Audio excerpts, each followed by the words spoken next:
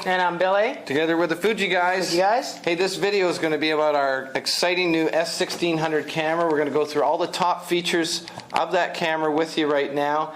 And I'm going to say I have to start, Billy, by talking about the zoom lens on this camera. It's got a 15 times optical zoom lens. That's a wide angle lens at the start. It's a 28mm equivalent. And it goes all the way equivalent to a 420mm telephoto lens. That's pretty long. Just an amazing lens. The camera is kind of built for the style of holding it steady, but it has the all-important capabilities of image stabilization. That's right, Greg. The importance with any long zoom camera is that anytime you have it completely out, any slight movement in your hand will cause a little shake to the camera, and so it does have built-in image stabilization, but not just all, it has dual image stabilization in the sense that not only does it prevent camera shake, but even if subjects are moving, the camera will automatically compensate for that by using higher sensitivity to allow for faster shutter speeds that freeze the action. Perfect. So it's a great little, I would say travel camera where you want to get very close. Yeah, it is amazing that whole style of camera coming to that compact with that size of lens, and with the dual image stabilization, it really does help you get much better pictures. So. And with that as well, there's a new feature with the video. It allows for HD video recording now up to 720p video, which is great. And unlike some other companies, the Fuji cameras offer the ability to zoom during video as well, so we don't lock that feature out. And I know it's something that I always like to have in any camera, is the ability to get closer, which is again very good. Yeah, one other new feature on this camera, actually we had it on the predecessor camera, but it was a great feature nonetheless. A lot of people use this camera taking their kids' sports pictures, whether it's soccer, hockey, what have you. But tracking autofocus.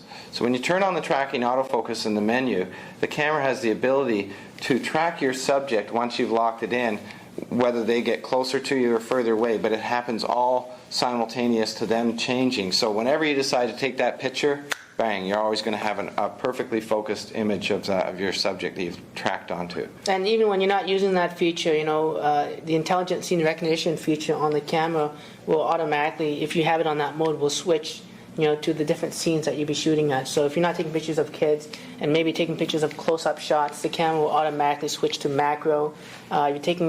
If you are taking pictures of kids, maybe it'll switch to the portrait mode, gives you better, softer skin tone, stuff like that. So it's, again, something that's on previous models, but again continues on with the S1600. Yes, no, absolutely. I mean, that's still relatively new technology, but I can't believe how many bad pictures are being corrected by auto scene or intelligent scene recognition. Another repeating feature that we had on our one of the most popular features is the Panorama Mode.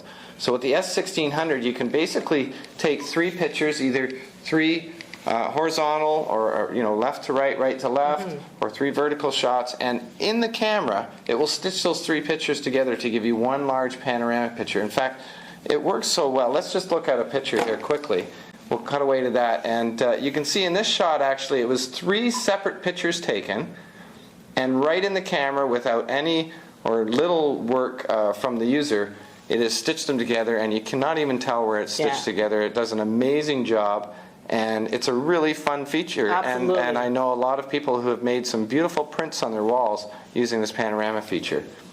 Great, and just like previous models, again, the new generation of face detection technology with auto red eye removal is still found on the camera. Great feature to have, so that if you are taking pictures of people, that you're always getting things in focus all the time, which is great to have. And I think that's a new feature that makes getting pictures all the time almost impossible now, right? Well, exactly, getting bad pictures. we have smile detection and blink detection now. So the camera can automatically detect when someone is smiling and take the picture if you want to set it up that way. Or if you've taken a photo and someone's blinked in the photo, the camera will automatically tell you that there was a blink detected. And I guess that way is a quick way of you telling yourself that you need to take another picture of that person because they blinked. But anyways, it's another advancement with the face detection technology. We've always talked all along about how face detection technology will spin off into new features and new benefits as well.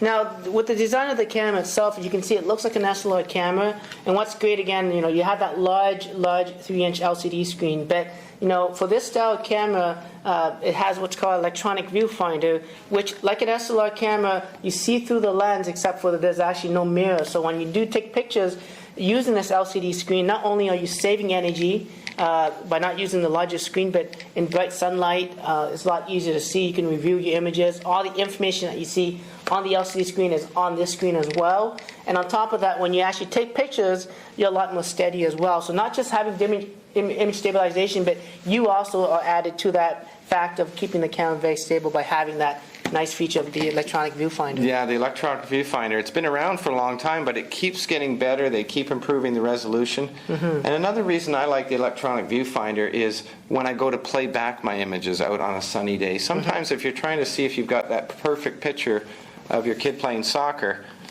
you play it back in the electronic viewfinder. On a sunny day, you can see much greater detail for the reviewing of the pictures as well. So that's a great point. Anyways, top line, this is still a great camera with, we've improved the resolution up to 12 megapixels now.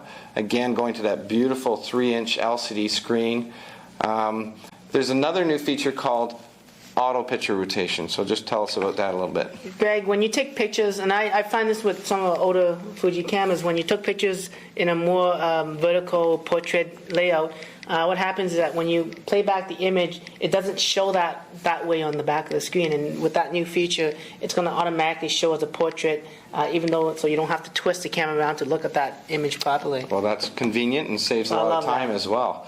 Yeah, so new high ISO settings in this camera, taking it right up to 6400 ISO. So you can even use this camera to shoot in very, very low lighting conditions. Ideally, though, I normally keep it around 800 ISO of course. with flash, but of course it's that certain time when you want to have natural light photography. Yeah, exactly. Where you're able to use that. So just a little quick reminders as well about this camera: 2-year Canadian warranty.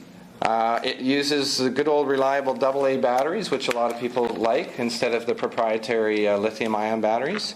And of course, it uses the common SD secure digital cards, or the SDHC high-capacity cards. So there's a great review. Thanks very much, Billy. No problem. On the S1600 top features.